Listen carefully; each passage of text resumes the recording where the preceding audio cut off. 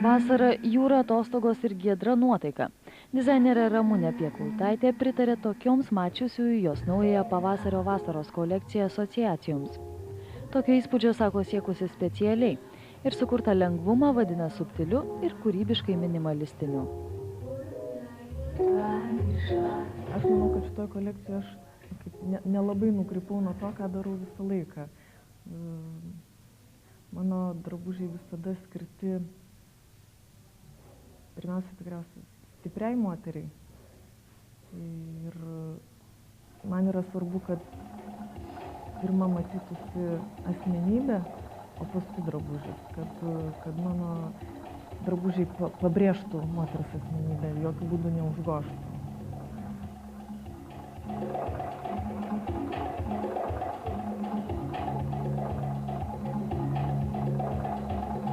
Idėjos ateina iš gyvenimo aplinkos, stebint klientes, moteris gatvėje klausant muzikos ar žiūrint kino filmą, sako kūrėja. Ir priduria sąmoningai praeities madą nesigręžianti. Ko gero, jai svarbiau suderinti drabužio patogumą ir grožį. Tam galima nusižengti, sako dizainerė, nebent kuriant vakarinį kostiumą.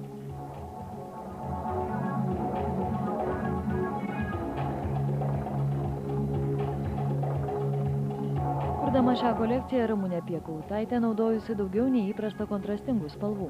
Ryškiai raudona, mėlyna, juoda, ruda, daug baltos. Medžiagos plona medvilnė, lioncelis, tencelis, trikotažas, šilkas, linas. Pirmą kartą dizainerė naudojo džinsinį audinį ir, kaip pati sako, tai pavykę gana sėkmingai. Ir galima pamatyti, kad ir džinsas gali būti elegantiškas. Labai svarbus derinys, džinsinį audinį siūlau dėvėti su šifoniniam palaidinėm, su labai plono audinio, tokiam batisiniam palaidinėm, su nėriniais, išmereškuotom palaidinėm.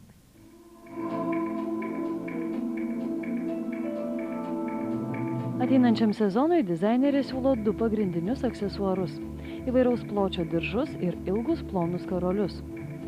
Avalynė turinti papildyti ir užbaigti kostiumą. Šalia atvirų basučių ir balerinos batelių Ramunė Piekultaitė rodo ir grubesnius aulinius batus. Jie kartu su itin lengva moteriška apranga sukuria kontrasto įspūdį. Didžiausią komplimentą Ramunė Piekultaitė po šios kolekcijos atskleidžia jau gavusi. Iškart po pristatymo atbėgusi klientė ir tiesiai iš ten išsinešusi keletą drabužių.